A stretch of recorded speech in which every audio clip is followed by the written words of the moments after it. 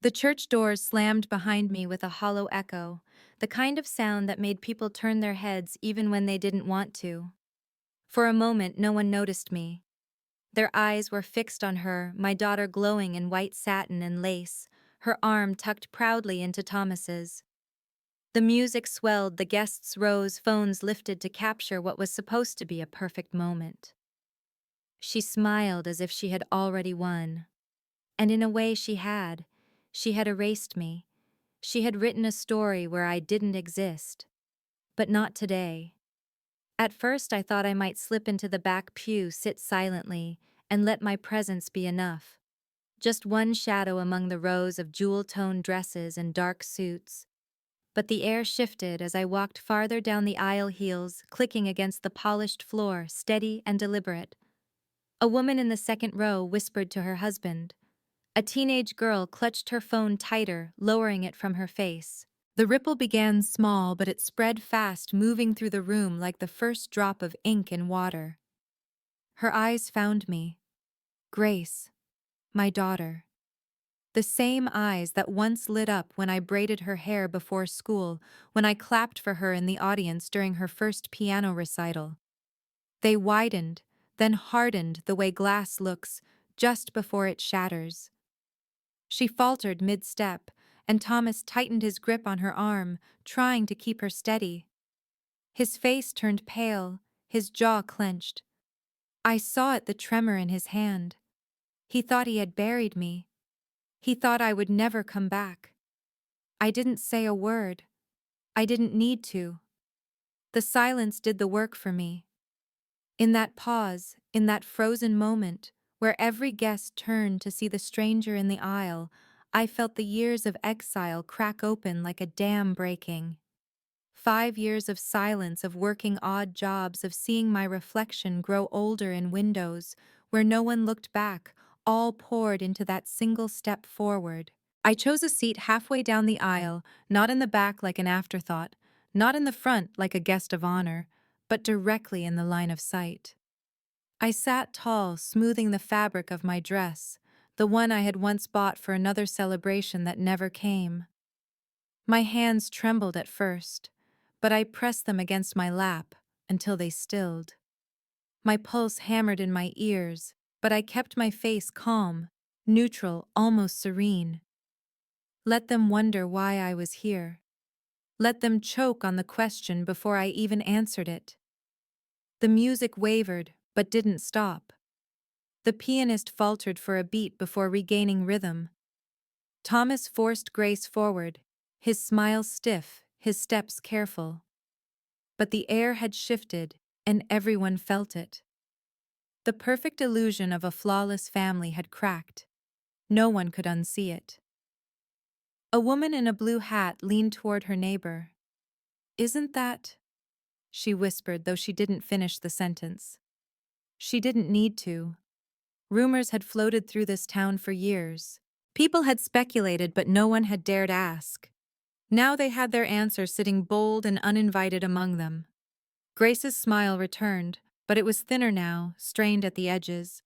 She faced forward, chin high, pretending I wasn't there. Pretending I was a ghost, a trick of the light. But her hand shook when she took the bouquet from her maid of honor. Her laugh was too sharp when someone complimented her veil. And every so often her eyes darted toward me, like a child checking the corner of a dark room, knowing the monster she denied was real. I could almost hear her words from 5 years ago, sharp as glass. "You're nothing to me." I could see Thomas behind her, then standing in the doorway, silent, his face unreadable. His silence was worse than her cruelty.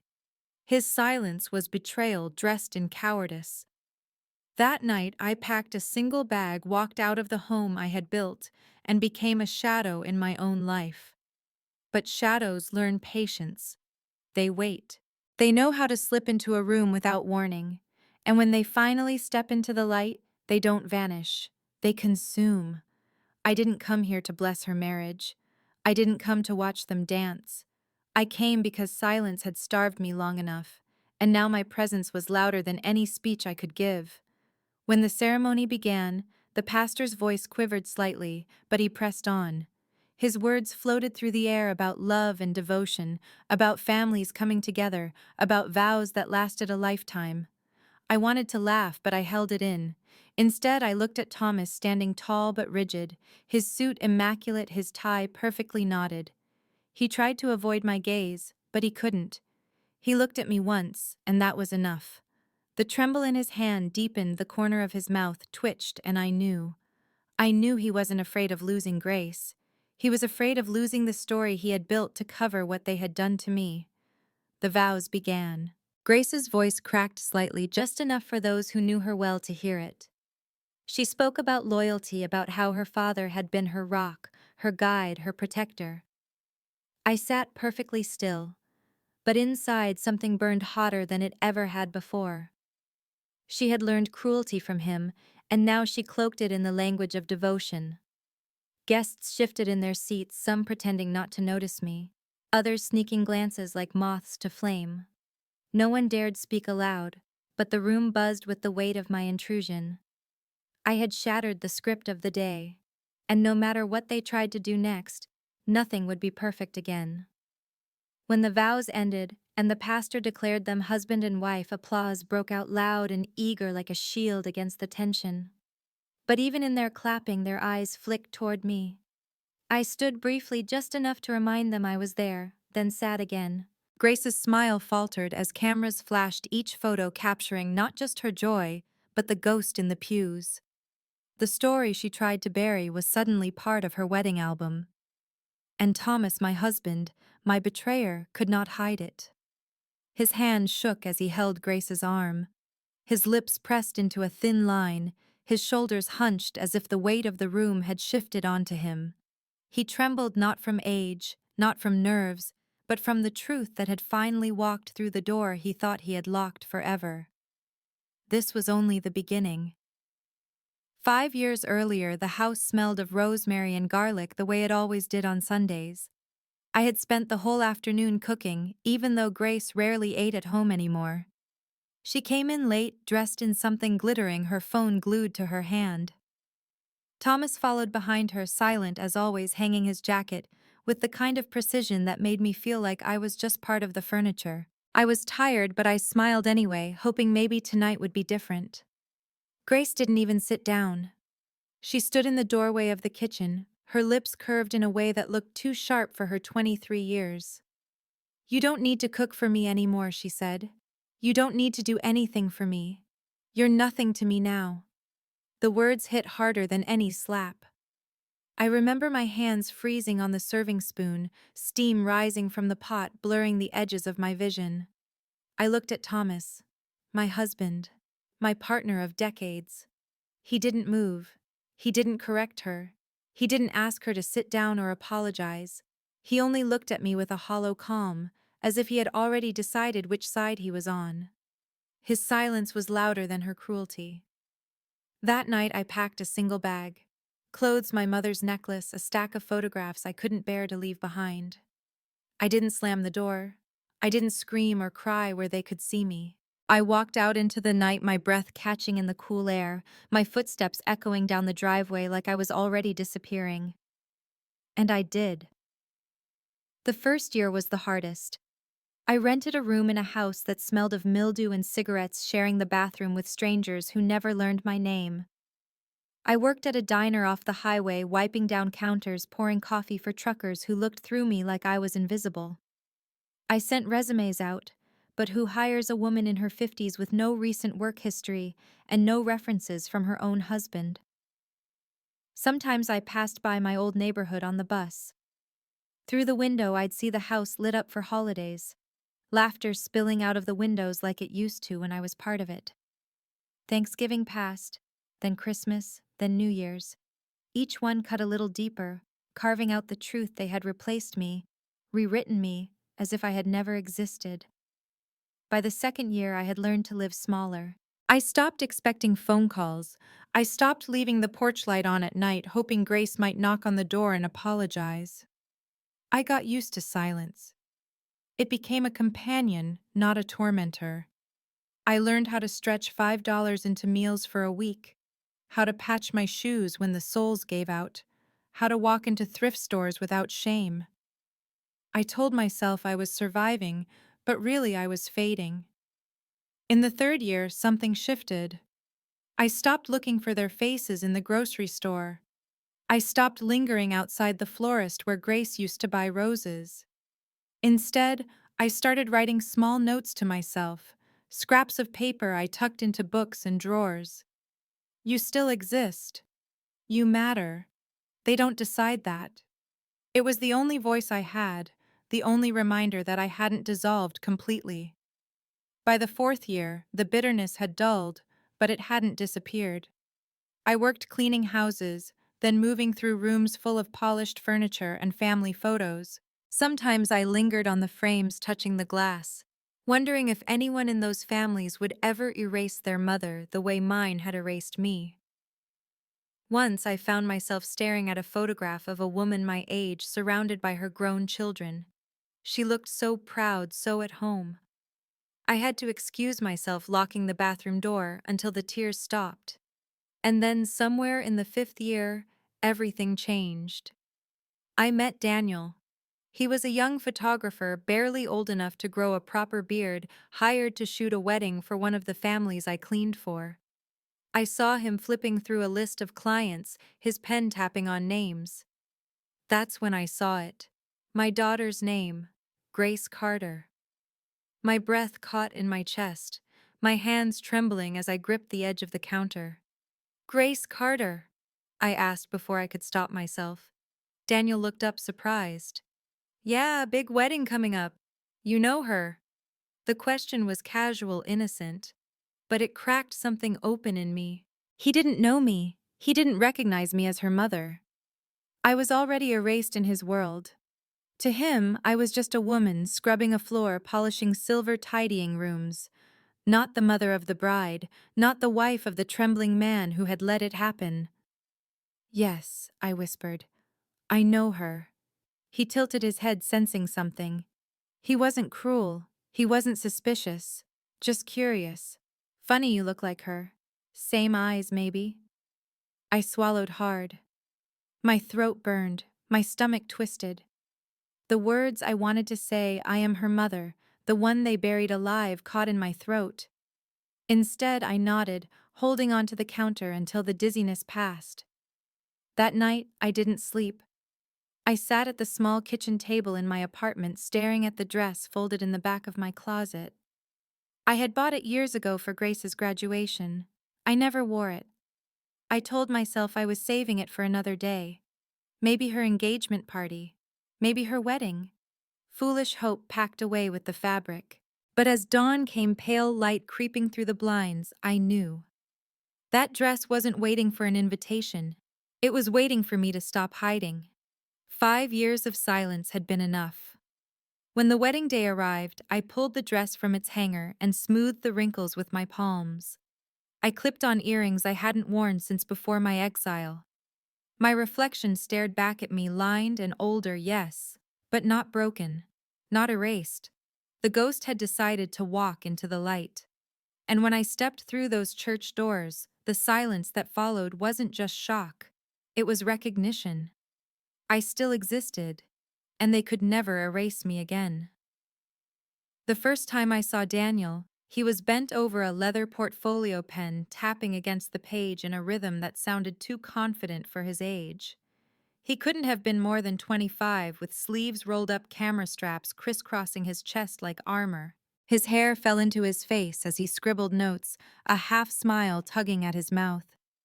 I noticed him because of the list in front of him, and on that list, a name that might as well have been a dagger: Grace Carter. I had been cleaning that afternoon, polishing silver trays for a client whose house smelled of polished wood and lemon oil. My hands were damp rag in one, spray bottle in the other, when I caught sight of the page on the table. For a moment I thought my eyes had betrayed me, that my exhaustion had conjured the letters. But no, there it was. Her name written in careful script. My breath caught my pulse thundering in my ears. I leaned closer, too close, rag hovering in midair. Grace Carter, I whispered. Daniel glanced up, his eyes curious, not yet suspicious. Yeah. Bride next month. Big wedding. Do you know her? The question landed like a stone in my chest. I wanted to say it outright. She is my daughter. She erased me. She turned her back on me with her father's help. But the words clung to my throat. Instead, I forced my lips to move around a safer answer. Yes, I said softly. I know her. He tilted his head, studying me not unkindly. Funny, he said, eyes flicking between me and the list. You kind of look like her. Same eyes, maybe. It was meant as an observation, nothing more. But it burned. Because he didn't know who I was. He didn't recognize me. In his world, in his notes, in his schedule, I was no one. My daughter's wedding was happening, and I didn't even exist as her mother anymore. I straightened quickly, gripping the rag like a lifeline, forcing a smile I didn't feel. Small town, I muttered. People resemble each other. Daniel shrugged, distracted as his phone buzzed. He moved to the window, answering a call, his voice low and professional. I sank into the chair opposite the list, my hands shaking as I hovered over the page. I traced her name with my finger, the ink staining nothing but leaving a mark on me all the same. That night, the thought of Grace's wedding gnawed at me. I paced my apartment, the dress still folded neatly in its garment bag, the air heavy with unspoken memories. For years, I had been erased. But here was my proof that she hadn't erased me entirely, not yet. My existence still lingered in her bloodline, in the eyes Daniel had noticed. And if the world was going to celebrate her, I wasn't going to let them celebrate without remembering who she came from. 2 days later, I saw Daniel again. Fate, or something like it, placed him in the same cafe where I nursed a cup of weak coffee. He was hunched over his laptop, editing photos, his brow furrowed. I don't know what pushed me, but I rose and crossed the room, my palms slick with sweat. Wedding photography, I said, nodding at his screen. He looked up, blinking recognition flickering across his face.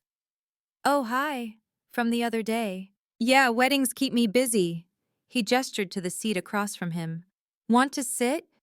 I hesitated, then lowered myself into the chair. My heart raced. Grace Carter, I said, voice steadier this time. She's your client. His fingers paused over the keyboard. He nodded slowly. Yeah. You said you knew her. I swallowed, eyes fixed on his coffee cup, the ring of condensation on the table. She's my daughter. The words tasted foreign, like I was saying them for the first time in years. Daniel's eyes widened. Seriously? That's... wow. She never mentioned... He stopped himself, his mouth snapping shut. She wouldn't, I said bitterly. She doesn't talk about me. For a long moment he said nothing. He only studied me, something soft flickering in his gaze. Not pity exactly.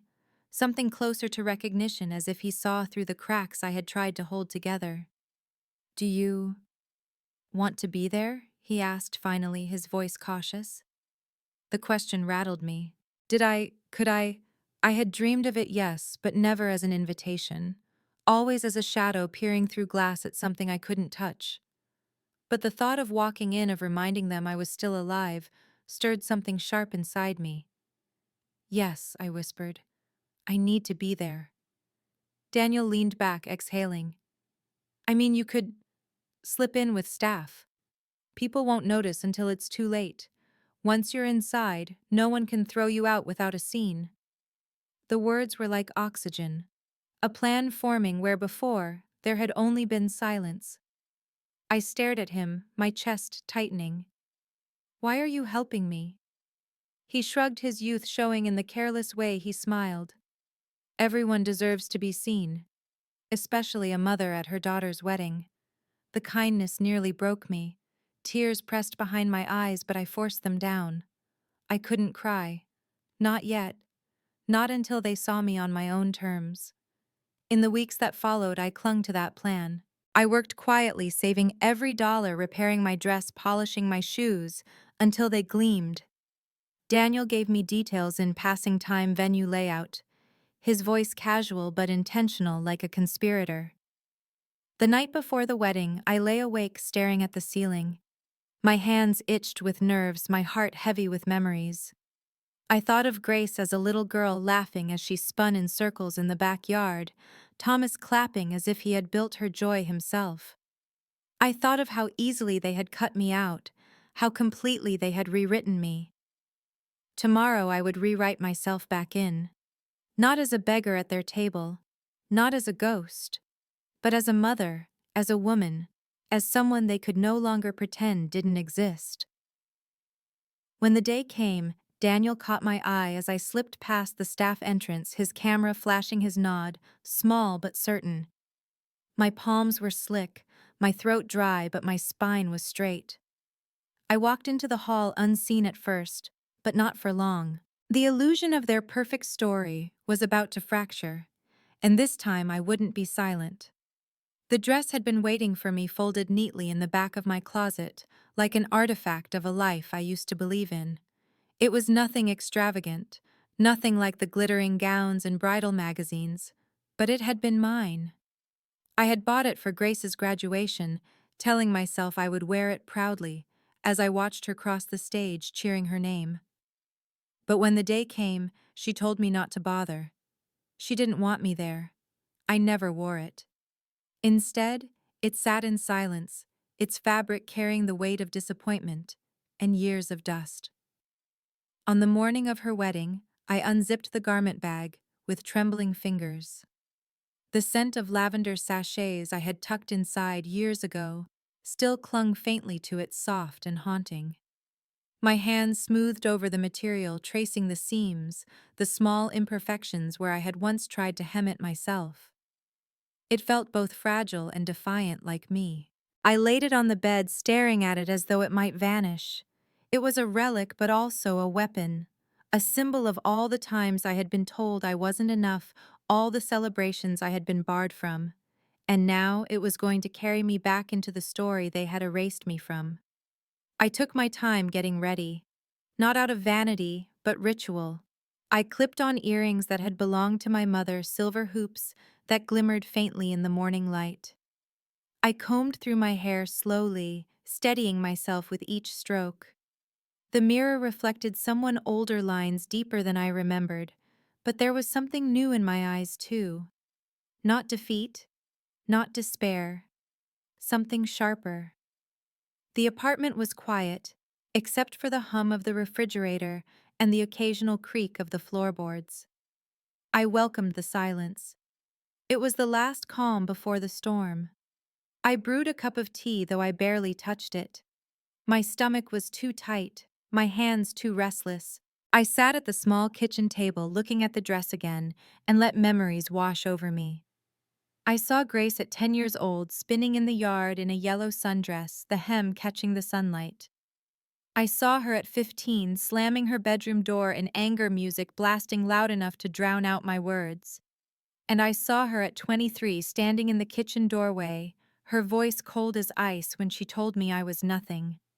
The dress on the bed was the thread connecting all those moments, a reminder of who I had been and who I had become. By the time the sun climbed higher, I slipped into the fabric. It hugged me differently now, a little tighter at the waist, a little looser at the shoulders. But it fit in the way that mattered. It felt like armor. I slid my feet into black heels I had polished the night before, their leather gleaming despite the scuffs. Daniel had texted me the details again that morning, the staff entrance, the schedule, the way I could blend in until the right moment. "You'll be fine," he wrote. "Just walk in like you belong." I stared at the message for a long time before replying. I do belong. The cab ride to the venue was quiet, the driver humming along to a radio station I barely heard. My hands twisted together in my lap, my mind buzzing with what awaited me. The building came into view, white columns, floral arches, a banner strung with her name. My throat tightened, my vision blurred. For a moment, I almost told the driver to turn back, to take me home, to let me stay in the shadows. But then, I saw a group of guests stepping out of sleek cars, their dresses sparkling, their laughter sharp and careless. They walked with the assurance of people who had been invited, who had never known exile. Something inside me hardened. I wasn't going to hide anymore. I paid the driver, stepped out, and adjusted the hem of my dress. The air smelled of roses and cut grass, too sweet, too staged.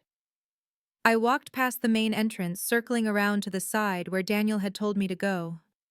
My heels clicked against the pavement, each step louder in my head than it was in reality. Daniel was there, leaning against a brick wall, camera bag slung across his shoulder. He looked up when he saw me, his expression softening. "You clean up nice," he said lightly, though I saw the tension in his jaw, the way his eyes flicked to the entrance as if expecting someone to catch us. I managed a faint smile. "Thanks." He handed me a lanyard with a blank pass. "This will get you through the staff door.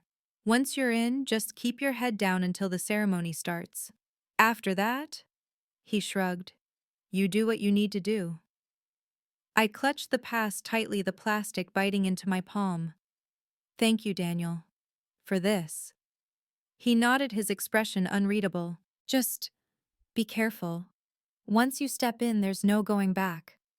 I met his gaze steadily. "I don't want to go back." The door creaked open easily, the hallway inside smelling faintly of floor polish and floral arrangements. The bustle of staff echoed down the corridor, caterers balancing trays, florists adjusting vases, waiters straightening uniforms. I blended into the current, each step pulling me deeper into the place they had tried to keep me from. For a brief moment, I paused outside a room where laughter spilled out Grace's laughter light, and practiced carrying through the air like a melody rehearsed too many times. My chest tightened. I pressed my back against the wall, breathing slowly, clutching the pass as though it might anchor me. I didn't enter. Not yet. Not there. I would wait until the moment when all eyes were on her. Only then would I step into the light. The dress rustled softly as I moved, a sound only I seemed to hear. It whispered to me, reminding me of all the years it had waited in silence. And now at last it was exactly where it was meant to be. By the time I reached the sanctuary doors, the hum of conversation inside was a storm. Guests filling pews, music rising, anticipation thick in the air. I stood just outside, hand hovering over the handle, heart pounding. This was it. No more hiding. No more silence. When I pushed those doors open, I wasn't just Evelyn Carter, the forgotten wife, the erased mother. I was the storm they never saw coming. The sanctuary was already alive when I slipped into the hall, a tide of silk and perfume and whispers flowing through the space. Rows of guests leaned toward one another, murmuring compliments on gowns and speculation about the menu. The scent of roses, heavy and deliberate, clung to every surface. At the front, the pastor shuffled his notes, clearing his throat into the microphone, trying to still the crowd with his voice alone. And then she appeared. Grace, my daughter, radiant in a gown that shimmered like frost. Her veil floated gently with each step, her bouquet held carefully at her waist. Her smile broad and brittle under the weight of so many eyes. The guests sighed, some audibly, as if witnessing perfection. She didn't look like the child I remembered, the girl who once pressed sticky fingers into mine, begging for one more bedtime story. She looked like an idea, a performance, the flawless bride everyone expected her to be. But the moment her gaze fell on me, the performance cracked. I had chosen my seat deliberately, not hidden in the back, nor brazen in the front, but exactly where her eyes would land if she dared look beyond herself. I sat tall, hands folded calmly in my lap, the dress that once symbolized rejection now draped across me like armor. Her smile faltered, just slightly, enough that the photographers might later edit it out, smoothing the moment into something seamless. But I saw it. The sharp inhale, the tremor at the corner of her lips. Her arms stiffened under Thomas's grip, her steps faltering as she fought to keep moving forward. Thomas's hand tightened on hers, his jaw locked, his eyes narrowing as they found me. For a split second, his composure collapsed.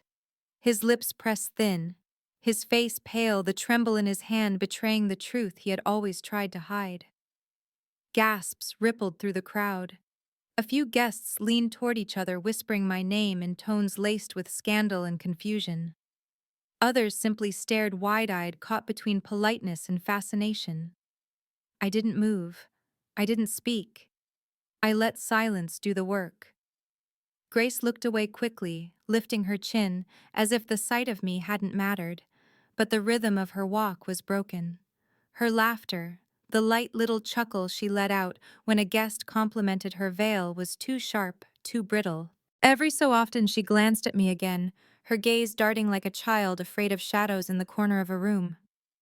I met her eyes each time, steady, unblinking.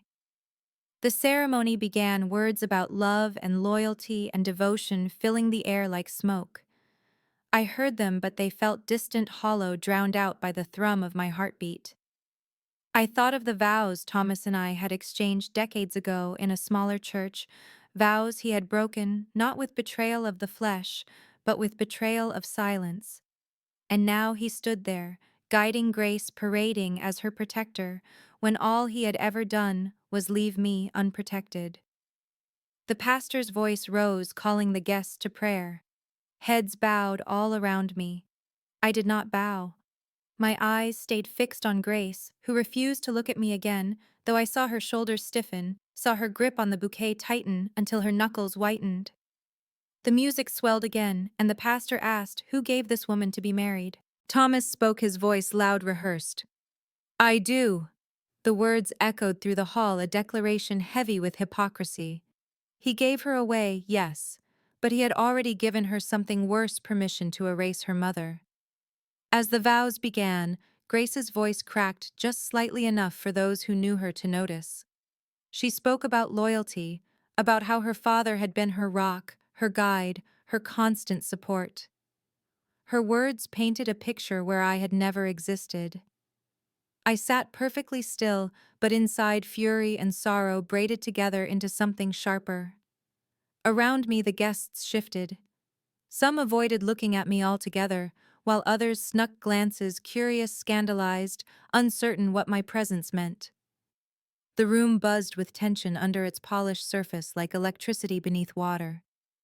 When the pastor finally pronounced them husband and wife, applause erupted loud and eager, as though the sound itself might drown out the discomfort of my presence.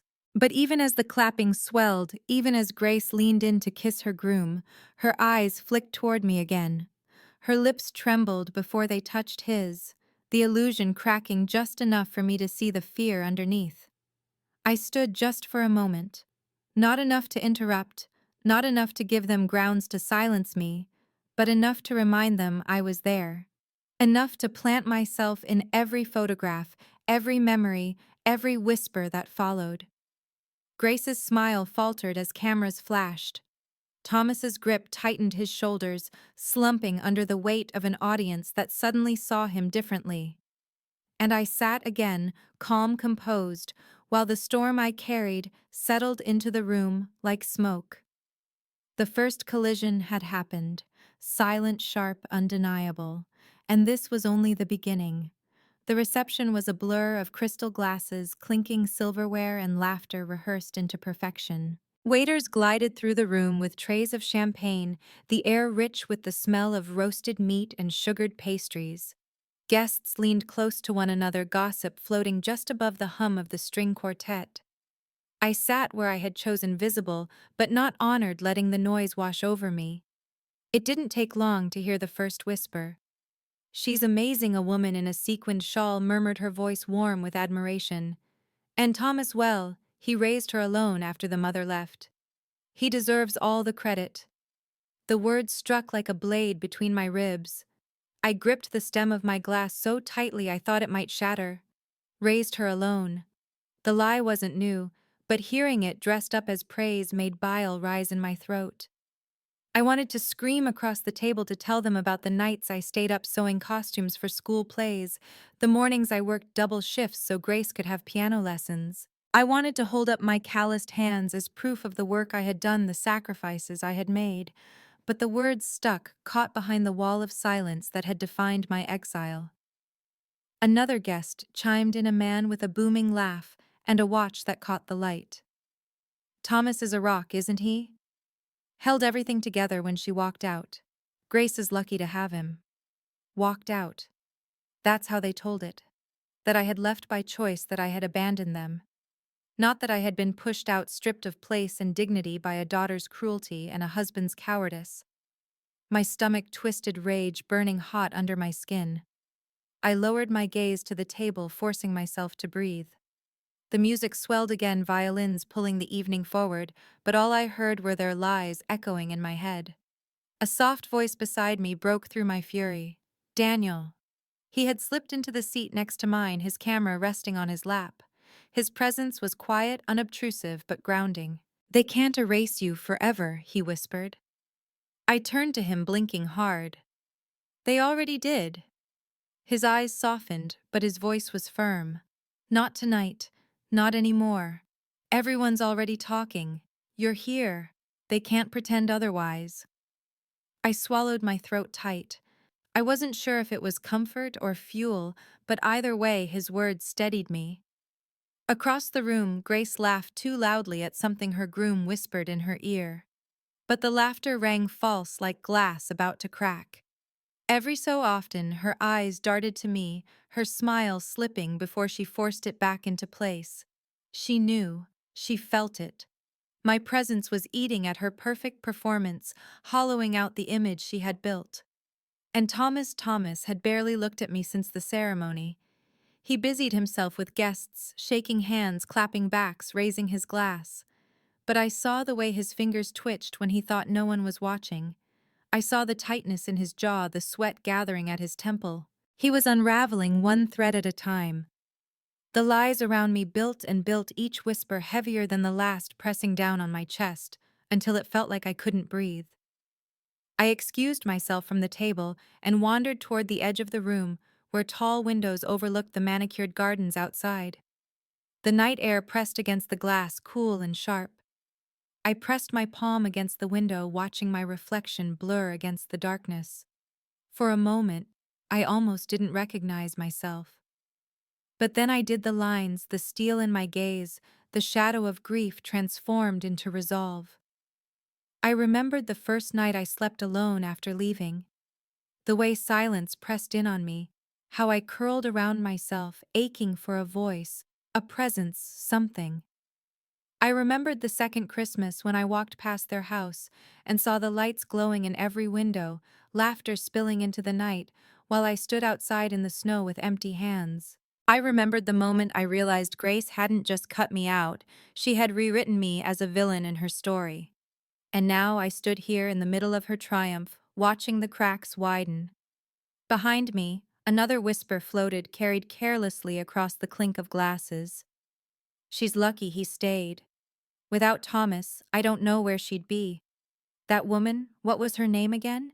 She never deserved them." My hands curled into fists. My body trembled, not with fear, but with fury. They had stolen my story. They had painted me as a shadow, and now strangers repeated the lie like gospel. I turned from the window, spine straight, breath even. If they wanted to tell stories about me, then I would give them one worth remembering. Daniel caught my eye from across the room. He didn't speak, didn't move, but he nodded once, subtle as if to say, "Yes, this is your moment." The music shifted. A familiar melody filled the room, signaling the next tradition, the father-daughter dance. Thomas led Grace to the center of the floor, the spotlight capturing them in its glow. The guests applauded warmly, some dabbing tears from their eyes, charmed by the spectacle of devotion.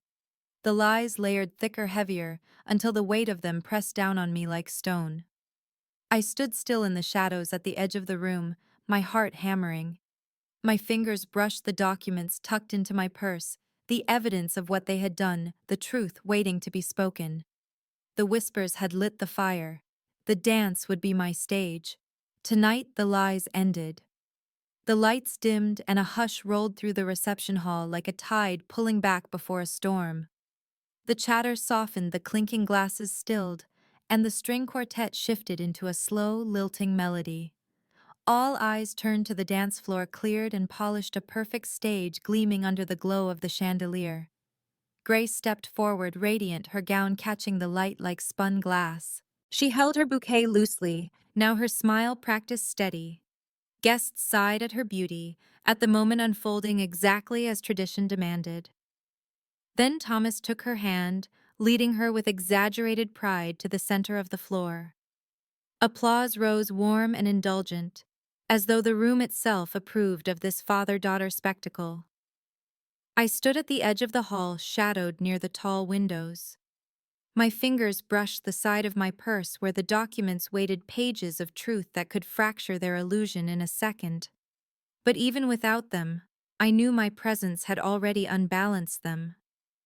Thomas placed one hand on Grace's waist, his other hand clasping hers, and the dance began. The music swayed sweet and deliberate. Grace laughed softly, her head tilting back just enough to show her delight. But I saw it, the stiffness in her arm, the way her smile wavered whenever her gaze strayed too close to mine. She couldn't unsee me. She couldn't pretend I wasn't there. Around us, the guests murmured with admiration. "Look at them," someone whispered. "Such a bond." The words struck like stones. A bond. The same man who had stood silent while my daughter cut me down, the same father who had let her rewrite me as a ghost, was now celebrated for his devotion. My chest tightened, fury and sorrow twisting together, until I could barely draw breath. I gripped the back of a chair, steadying myself. Every note of the music pressed harder against me, every step they took slicing deeper into the lie. My vision blurred for a moment, not with tears, but with rage that burned too hot to contain. Daniel's voice reached me low and careful. He had slipped near the edge of the floor, his camera raised as though to mask his words. "You don't have to wait," he murmured, eyes flicking to me.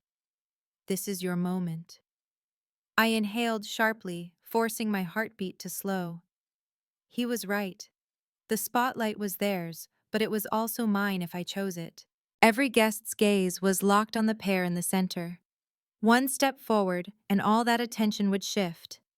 One step forward, and the silence of 5 years would end. I glanced around the hall. Guests swayed with the music, some filming on their phones, others dabbing at their eyes. None of them looked at me now, not yet. But I could feel the tension building, the weight of inevitability pressing against the edges of the room. Grace spun under Thomas's hand, her gown flaring in a perfect circle. Cameras flashed, applause rose again. She looked like the storybook bride she had always wanted to be. But when her eyes caught mine across the room, her smile shattered. For one heartbeat, her face was naked with fear. Then she forced the mask back on. I straightened my spine, unyielding, my gaze locked on hers. I didn't look away. Not once. The song swelled toward its crescendo, violins high and trembling. I stepped forward. The heels of my shoes clicked against the polished floor, loud enough in my ears to sound like thunder. One step. Two. The crowd hadn't noticed yet, too absorbed in the dance and the illusion. But Thomas noticed. His eyes darted to me, his smile faltering. His steps grew uneven, a tremor rippling through him. He tightened his grip on Grace's hand, pulling her closer as though he could shield her with his body. It didn't work. The distance between us closed with each step I took. Conversations quieted, a few heads turning. The music kept playing, but the rhythm seemed off, jagged. The air thickened, heavy with anticipation none of them yet understood. I stopped just at the edge of the dance floor, the spotlight brushing against me. Not in it fully, not yet, but close enough to cast a shadow across their perfect tableau. My dress glowed faintly under the light, the silver hoops at my ears catching and reflecting it like sparks. The whispers began. "Is that? Who is she?" "That's Evelyn, isn't it?" The name spread through the crowd like a spark catching dry grass. Heads turned, whispers sharpened, cameras shifted. The spotlight hadn't found me yet, but the eyes had. Grace's steps faltered, her breath catching audibly into the microphone pinned at her gown. The sound echoed faintly across the hall, feeding the murmurs. Thomas's jaw clenched, his face paling as sweat gathered along his hairline. His hand shook as he tried to keep her steady. And me. I stood still, my gaze unbroken, my silence louder than the music itself. The song wound toward its end, the final notes trembling in the air. Guests clapped eagerly, oblivious to the fracture, until they looked again, saw the cracks widening before their eyes. The applause slowed hesitant. People turned uncertain. Daniel raised his camera, capturing everything. I stepped forward once more this time, letting the light fall fully across me. Gasps rose from the tables. Grace froze mid-step, her face draining of color. Thomas stopped moving altogether, his hand trembling visibly now. The perfect father-daughter dance had shattered, and all I had done was stand there. The air hung heavy after the father-daughter dance, the applause faltering into an uneasy hush. Guests shifted in their seats, eyes flicking between the trembling man in the spotlight and the woman who had dared step into it. The music ended, but no one filled the silence. It stretched taut as a wire waiting for someone to break it. I did. I stepped fully onto the dance floor, heels tapping against polished wood. Every head turned, whispers snapping sharp as dry twigs. Some gasped, some muttered, some simply stared, but no one looked away. Not even Grace. Her bouquet trembled in her hands, the white roses shivering against the weight of her grip. Her smile had collapsed, leaving only bare shock. For the first time in years, I had her full attention. Thomas froze, his arm half extended as if to shield her, though the gesture felt weak, almost pitiful. His lips parted, but no sound came. His silence was nothing new. It was what had ruined us then, and what condemned him now. I raised my chin, voice steady and clear, cutting through the air. I wasn't invited. I began, my tone calm, measured. But I had to come. Because this story, your story, has been built on lies. A collective gasp rippled through the room. Cameras lifted instinctively, guests recording, unsure whether to stop the spectacle or preserve it. My heart pounded, but my words sharpened with each beat. "You all applaud Thomas," I said, turning to the crowd. "You call him devoted, a rock, a father who raised his daughter alone. But he didn't. He didn't raise her alone." My voice cracked only slightly before I steeled it. I did. Until they cut me out. The silence that followed was thicker than any applause could have been. Eyes widened, mouths parted. Some guests whispering my name, others muttering disbelief. Grace recovered first, her lips twisted into a sneer, her voice sharp and venomous. "You have no right to be here. You left us. You abandoned us. You know." My voice rose firm and unflinching. I was pushed out. I was told I was nothing. And you, my gaze locked on her, unyielding. You made sure the world believed it. Her face flushed, fury flaring beneath the lace and satin. She opened her mouth again, but I reached into my purse, pulling free the stack of papers I had carried like armor. Gasps rippled through the room as I lifted them high. "This is the truth. Bank transfers, documents. Proof that the man you all praise stripped me of everything, signed it all over to his daughter, and left me with nothing. Not because I abandoned them, because they abandoned me." The pastor stepped forward, stammering, "Ma'am, please." But his words were drowned by the rising tide of voices. Guests whispered sharply, some gasping, some leaning forward for a better view. Cameras flashed, capturing Thomas's paling face, Grace's trembling bouquet, my papers fluttering like wings of judgment. Grace snapped, her composure shattering. "You're lying. You've always been bitter. Always jealous. Always." I cut her off with a single look, my voice steady. "Jealous of what?" "Of watching my husband sign me away like I was nothing. Of watching my daughter take what was never hers to begin with." "No, I'm not jealous. I'm here to remind you who I am." The room was silent again. This time not out of politeness, but out of shock. The guests saw the cracks widening, saw the mask slipping from Grace, saw the tremor in Thomas's hand become a quake. I lowered the papers onto the bridal table, spreading them like a feast no one wanted to eat. Read them if you doubt me. Read the truth. Thomas finally spoke, his voice hoarse, breaking. Evelyn, please. It was almost laughable. The first time he had said my name in years, and it came as a plea. His shoulders sagged under the weight of the room's stairs, his authority crumbling before their eyes. He tried to steady himself, but his hands shook. His words faltered, and he looked small for the first time in his life. I met his gaze with steel. You had 5 years to speak. You stayed silent. Now it's my turn. Grace lunged forward, her voice shrill. You're ruining everything. I held her gaze calm, unshaken. No, I'm revealing it. The only thing I ruined tonight was the lie. The music had stopped. The guests were silent, waiting, watching their judgment hanging in the air like a blade. Grace's groom shifted uneasily, his face pale as whispers rose about what kind of family he had just married into. I turned slowly, scanning the crowd. You should know this, I said, voice resonant. Erasing someone doesn't make them disappear. It only makes their return louder. And I am louder than ever. For a moment, no one moved. The only sound was the shallow, uneven breathing of Grace and Thomas, their perfect facade shattered. Cameras continued to flash, documenting every second. The image they had built for years was dissolving in real time.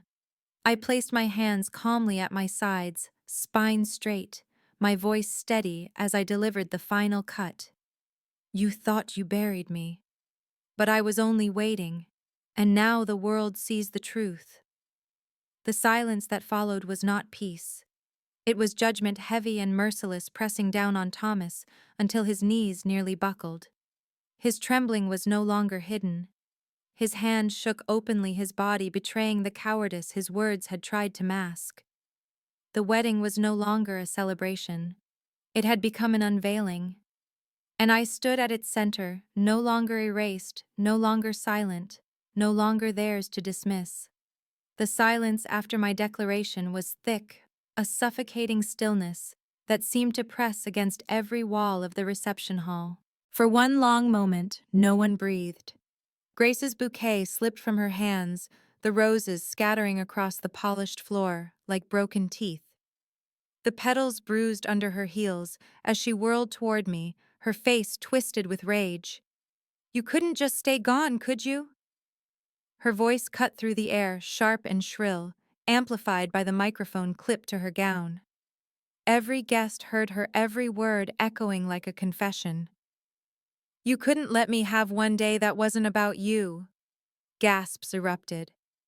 Cameras turned. Some guests leaned forward eagerly, others recoiled, but no one looked away. The perfect bride was unraveling in front of them, her mask crumbling faster than she could patch it. I didn't move. My stillness was its own power, my silence a blade sharper than any words I could throw. Grace's chest heaved, her fingers clawing at the lace of her gown, as though the fabric itself was choking her.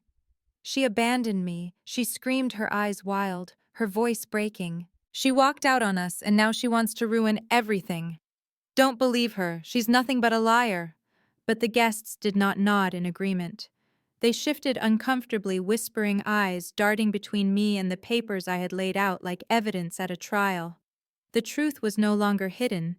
It was visible in the tremble of Thomas's hands, in the fury spilling out of Grace unchecked. Her groom reached for her arm, murmuring something low, desperate. She jerked away, her voice rising. Don't you defend her.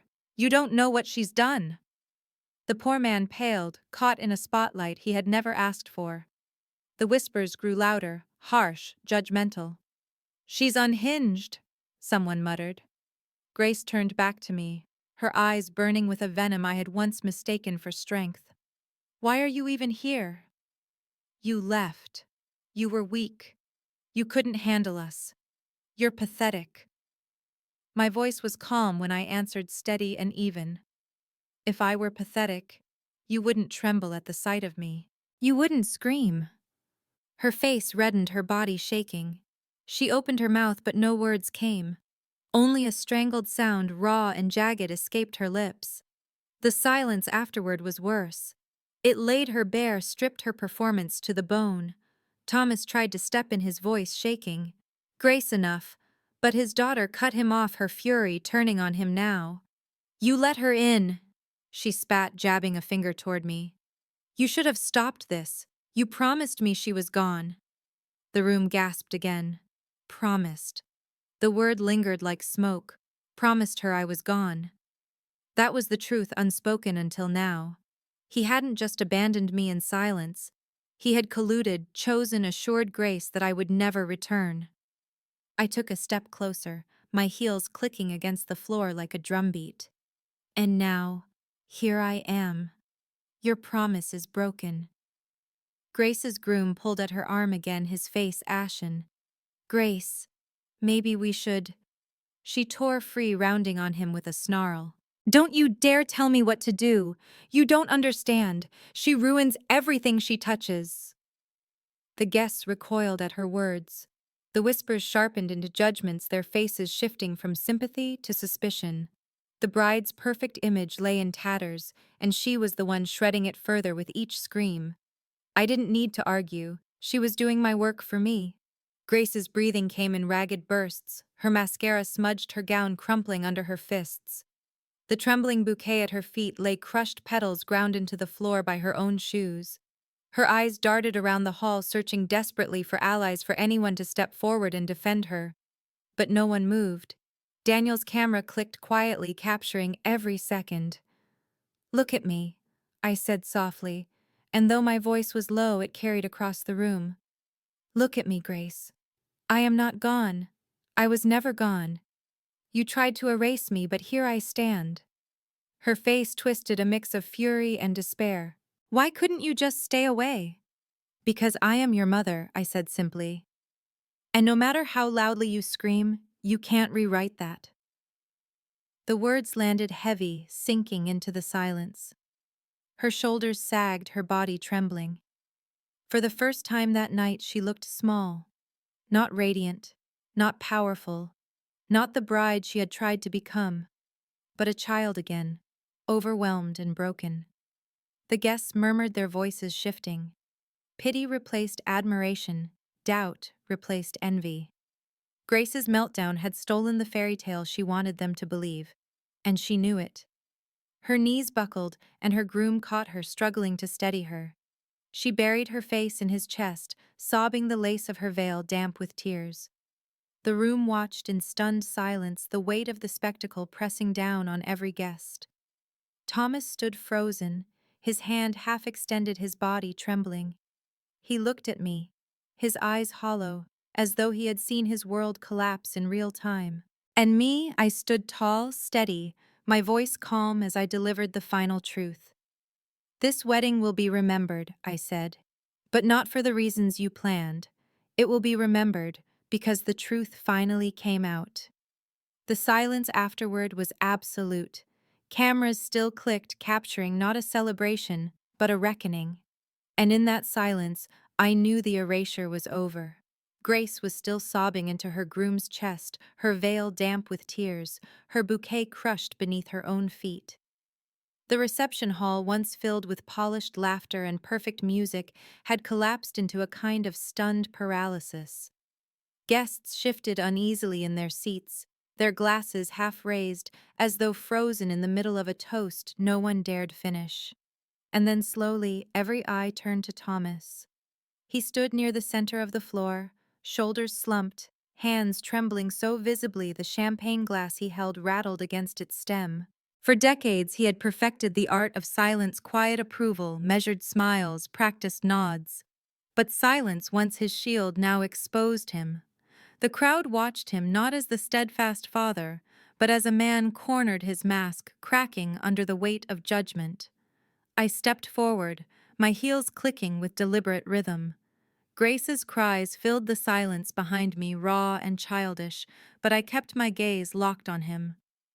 Say something, I demanded, my voice steady but sharp. For once in your life, Thomas, say something.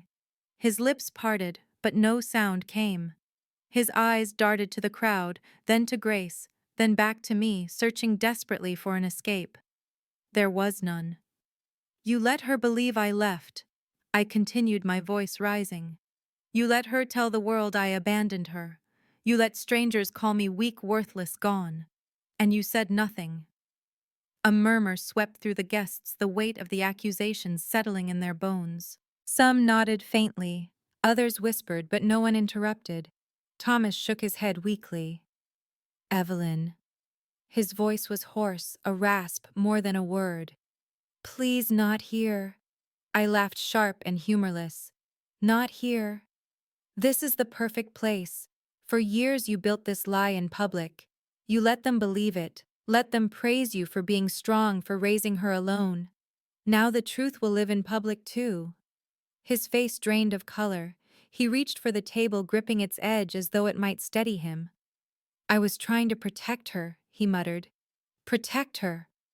My words rang like a slap. By teaching her to erase me, by standing silent while she spat in my face. You didn't protect her, Thomas. You poisoned her. You taught her that cruelty was strength. You taught her that lies were easier than truth. Grace let out a broken sob, muffled in her groom's arms, but Thomas flinched as though I'd struck him. You should have stopped her. I pressed, my voice unrelenting. You should have told her the truth, should have reminded her who I was, what I had done for her. But you stood there silent and watched her tear me apart. The crowd was no longer whispering. They were staring, unblinking, watching him unravel. Thomas's hand shook violently now, the glass slipping from his fingers and shattering on the floor. The sound echoed through the hall like a gunshot, startling a few guests into gasps. He bent quickly as though to hide, but his body wouldn't obey. His knees buckled, his movements clumsy. Tell them, I demanded, my voice like steel. Tell them the truth, that I didn't leave, that you chose silence over me, that you helped her erase me. He shook his head again, his lips moving, but no words came. Sweat beaded on his forehead, his breath shallow. Tell them. My voice cracked, fury spilling into every syllable. Tell them who you really are. For a long, unbearable moment, he only stared at me, hollow and trembling. Then at last his voice broke through, jagged and weak. She's right, he whispered. The room froze. Every guest leaned forward, straining to catch the words. Thomas swallowed hard, his throat working, his shoulders caving. She's right, he said louder, his voice breaking. Evelyn didn't leave. I let it happen. I stood by while we... His words crumbled, his voice fading. Gasps filled the room. The groom pulled Grace tighter against him, his eyes wide with disbelief. Guests turned to one another, their whispers now sharp and accusatory. I closed my eyes briefly, my chest heaving. The truth had slipped free at last, torn from his lips like a confession too long delayed. When I opened them again, I saw him for what he was, not a rock, not a protector, but a man hollowed by cowardice, trembling under the weight of the truth he had buried. Do you feel it now? I asked quietly, though every ear in the room caught the words. The silence breaking. It's heavier than any lie you ever told. Thomas's face crumpled, his body sagging. He lowered himself into a chair, head in his hands, shoulders shaking. The man who had once stood so tall, who had been praised for strength, looked small, broken, and utterly undone. I turned slowly to the guests, lifting my chin. You wanted a story tonight. Well, here it is. Not the fairy tale they sold you, but the truth. The truth they buried me for. And now you've heard it from his own lips. The room was utterly still. Cameras flashed, not for celebration but for scandal. This wedding would never be remembered for its vows or its flowers. It would be remembered as the night the lies shattered, the night the perfect family dissolved before an audience. Daniel's camera clicked quietly near the edge of the room, documenting every collapse, every tremble, every shard of truth laid bare. And me, I stood tall, my hands steady, my voice calm. For years I had been erased, but tonight I was the one who rewrote the story. The silence after Thomas's confession lingered like smoke after a fire, thick, choking, impossible to ignore. The sound of crystal glasses against tables was gone. The string quartet had stopped mid-note, and all that remained was the weight of 100 eyes wide and stunned. Then the murmurs began. It started with one voice, low and sharp. He admitted it. Another joined, then another, until the reception hall buzzed with whispers. They weren't whispers of curiosity anymore. They were whispers of judgment. She never left. He let it happen. They lied for years. The sound swelled, rolling like thunder across the room. Some guests shook their heads, others clutched their pearls, scandal brightening their eyes. Phones were raised higher now, recording everything. The confession, Grace's sobbing collapse, Thomas hunched like a broken pillar. This wedding wasn't just remembered, it was archived, preserved forever in pixels and gossip. Grace's groom shifted uncomfortably, still holding her as she sobbed into his chest. His expression, once adoring, was now clouded with something else, doubt. His lips pressed into a thin line as he glanced toward me, then back at the broken man who had just confessed. His future had been rewritten in the span of minutes, and the realization clung to him like sweat. One of the bridesmaids approached hesitantly, reaching out to Grace. "Maybe you should—" "Don't touch me!" Grace screamed, shoving her away. The outburst echoed across the hall, raw and venomous. Gasps rose again, the audience recoiling. Her mascara streaked down her cheeks, her gown rumpled and stained with her own crushed bouquet. She looked less like a bride now and more like a child throwing a tantrum before the entire town. Her groom's grip loosened slightly. "Grace." His voice was low, hesitant. "Maybe we should step outside. Just breathe." She pulled back, her eyes bloodshot, her expression wild. "Outside. When she's standing here ruining everything," she jabbed a trembling finger toward me. "She came here to destroy me, to destroy us." The crowd murmured louder, their judgment sharpening like knives. "Us," someone whispered. "She destroyed herself. I didn't move. I didn't need to." Grace was unraveling faster than I could have engineered. Her own fury was the blade cutting her open, and every guest bore witness. Her groom looked at her, then really looked at her, and I saw it. The flicker of doubt, the fracture in the foundation. "Grace," he said softly, his words almost swallowed by the murmurs. "Is there more you haven't told me?" Her face paled, her mouth opening and closing without sound. The silence in her answer was louder than any denial could have been. His hand slipped from her arm, his body stepping back as though distance might shield him from the wreckage. The guests caught it instantly. Whispers sharpened. "He's reconsidering." Poor man, married into lies. Grace's sobs turned hysterical, high-pitched and broken. She lunged toward him, grasping at his sleeve, but he pulled away, shaking his head, eyes clouded with betrayal. I watched it unfold with steady calm. This was not vengeance, it was truth unraveling itself. I hadn't needed to shout or scream or claw for attention. I had only needed to step into the light and let their lies collapse under their own weight. Daniel's camera clicked again, capturing every tremor, every sob, every glance of doubt. He met my eyes briefly, his expression unreadable, but I knew he was recording not just for me, but for the record. The truth was preserved now, undeniable. One of the older guests, a woman with a feathered hat, leaned toward her husband, her voice carrying farther than she intended. "I always wondered what happened to Evelyn. Now we know. They stole her place." The husband grunted, nodding grimly. "And look at them now, crumbling." Their words spread like wildfire, adding fuel to the judgment sweeping through the room. The tide had turned. Where once the guests had pitied Grace and admired Thomas, now their eyes were sharp with suspicion and disdain. The perfect family had been stripped bare, and no one admired what they saw. I stepped back from the dance floor, giving them space not out of retreat, but as a statement. I didn't need to fight anymore. The truth was fighting for me. Grace's sobs filled the air, desperate and unrestrained. Thomas sat hunched, head in his hands, his body trembling with the weight of exposure. And her groom, her new husband, stood uncertain, his future unraveling before it had even begun. I turned slightly, catching my reflection in the tall windows. The woman staring back was not the ghost I had been for 5 years. She was solid, visible, undeniable. My chest swelled not with triumph exactly, but with relief. For the first time in years, I was more than erased. I was real again. I heard Daniel's quiet voice near me, almost reverent. "You've done it. They can't erase you now." I nodded faintly, my gaze never leaving the chaos on the dance floor. The question is, what happens next? Because truth, once unleashed, doesn't stop. It ripples outward, touching everyone. Grace's groom, her bridesmaids, the guests, who would whisper about this night for years to come. And me? Where would I stand when the dust settled? The music had died.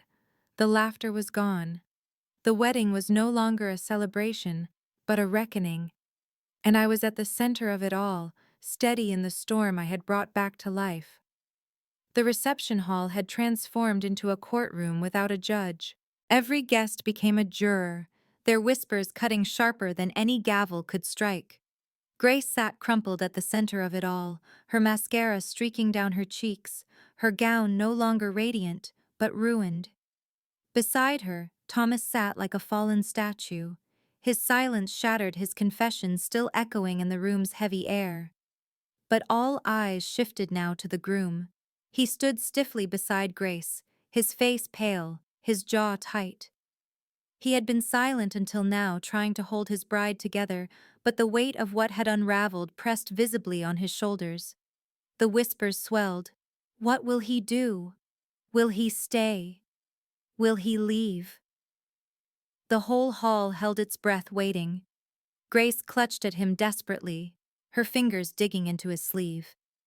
"You believe me, don't you?" she pleaded, her voice shrill.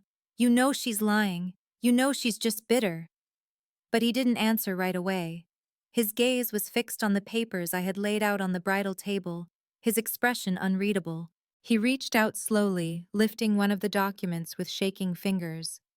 His eyes moved across the page, his brow furrowing as he read. The silence in the room deepened with every second. Finally, he set the paper down and looked at her. His voice, when it came, was quiet but firm. "You didn't tell me any of this." Grace froze, her lips parting. Her breath caught in her throat. I didn't think it mattered." "Didn't matter." His tone sharpened, rising. "You let me stand up here in front of everyone swearing vows while you hid this, while you pretended your mother was gone by her choice. You built our marriage on a lie."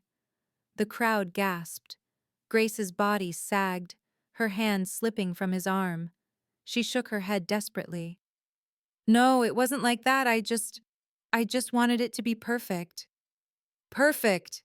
He snapped louder now, his voice cutting through the murmurs.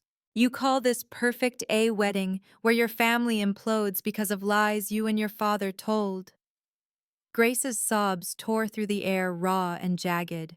She reached for him again, but he stepped back, his hands lifting as though to shield himself from her desperation. "I can't do this," he said, his voice hoarse. "Not like this. Not with lies. Not with you hiding the truth from me." The hall erupted in a frenzy of whispers, some gasping, some shaking their heads. The fairy tale had shattered completely, the prince turning away from the princess, in real time. Grace collapsed onto the floor, her veil pooling around her like a shroud, her sobs shaking her body. Thomas reached toward her weakly, but she pushed him away with a cry that sounded more like rage than sorrow. I stood still, watching, my chest heavy with a strange mix of emotions. Vindication, yes. Relief, yes. But also grief, raw and unexpected. I hadn't come here to destroy her marriage. I had come to be seen, to reclaim my place. But truth has no brakes once it begins rolling downhill. And now it was crushing everything in its path. Daniel's camera clicked, preserving every frame of the bride broken on the floor, the groom stepping back into the shadows, the father slumped in disgrace. He turned the lens toward me for a moment, capturing my stillness, my steadiness. He gave the faintest nod as though reminding me, "This is what you came for." I looked around the room. The guests weren't whispering about me anymore. Their judgment wasn't mine to bear. It was Thomas's. It was Grace's. The lies had shifted weight, landing back where they belonged. For the first time in years, I felt light. Grace's groom turned to me, then his expression weary, conflicted. "I don't know what happens next," he admitted softly, his words carrying across the stunned hall. "But I know I can't pretend I don't know the truth anymore." I held his gaze, offering nothing but honesty. The truth is all I ever wanted to give her. Whether she chose it or not, that was hers to decide. His eyes softened briefly, and he nodded once, before stepping away from Grace, leaving her sobbing on the floor. The room was heavy with aftermath. Guests whispered, cameras flashed the music long forgotten. I glanced once more at Thomas, still hunched, trembling, his face buried in his hands. Then at Grace, broken in her own gown, her sobs echoing like the child I once held in my arms. And then I knew my work here was done. I had walked in as a ghost. I had been seen, heard, remembered. The erasure was over. I turned from the wreckage, my dress rustling softly as I moved toward the exit. Each step felt lighter than the last, as though I was walking not away from the wedding, but toward myself. At the door I paused. I looked back once, my eyes sweeping across the chaos I had left behind. The lies crumbled, the masks shattered, the truth undeniable. Grace would remember this day, not as the day she became a bride, but as the day her mother returned to remind her that silence does not mean absence. And Thomas, he would never escape the weight of trembling under the truth. I pushed the doors open, stepping into the night air. The cool breeze kissed my face, clean and sharp, and for the first time in years, I breathed without the weight of erasure pressing on my chest. I wasn't gone. I never had been. And now the world knew it too. The wedding had ended in whispers that became headlines. In the weeks that followed, I heard them everywhere, at the market, in line at the pharmacy, whispered between neighbors who thought I couldn't hear. They didn't talk about the cake or the flowers or the vows. They talked about the bride who screamed at her mother, about the father who trembled and confessed, about the ghost who returned and refused to be erased. Some stories spread fast in towns like ours, but this one didn't spread, it roared. I saw it on the local news once, just a brief clip from a guest's phone. The anchor's voice was careful, professional, but the footage spoke louder. Grace in her gown, mascara streaked down her face, shouting that I had abandoned her. Thomas shaking, his voice breaking as he admitted the truth. And then me standing calm, still visible. The reporter's words blurred, but the image said everything. Daniel had given me copies of his photographs. At first I didn't want to look, but eventually I did. There I was, stepping into the light, my dress catching the chandelier glow, my face steady while theirs crumbled. It didn't look like vengeance. It didn't even look like anger. It looked like truth captured in a frame. The town no longer whispered about me as though I had disappeared. They stopped pitying Thomas, stopped praising his devotion. They looked at him differently now, saw his silence for what it had always been: cowardice. And Grace, people avoided her name altogether, embarrassed by the memory of her breakdown. I didn't rejoice in it, not the way some might think. There was no sweetness in watching my daughter fall apart, no thrill in seeing my husband broken. Vindication is a heavy thing. It doesn't glow, it weighs. But what lifted me, what freed me, was this: I was no longer erased. I began to live differently. I left the dingy apartment with its peeling paint and silence that pressed too hard. I found a small house with a garden out back, a place where I could breathe without ghosts pressing against the walls. I planted herbs, rosemary, thyme, basil, letting the scent of them fill the air, like it used to when I cooked for a family that pretended I wasn't there. Only now the meals were mine. Sometimes I walked through town and people stopped to talk to me, really talk, not avert their eyes as though I were a rumor. Some apologized. Others simply nodded, as if acknowledging my existence was apology enough. And sometimes late at night, I thought of Grace. I thought of the girl with sticky fingers and bedtime stories, the one who once curled into my arms after nightmares.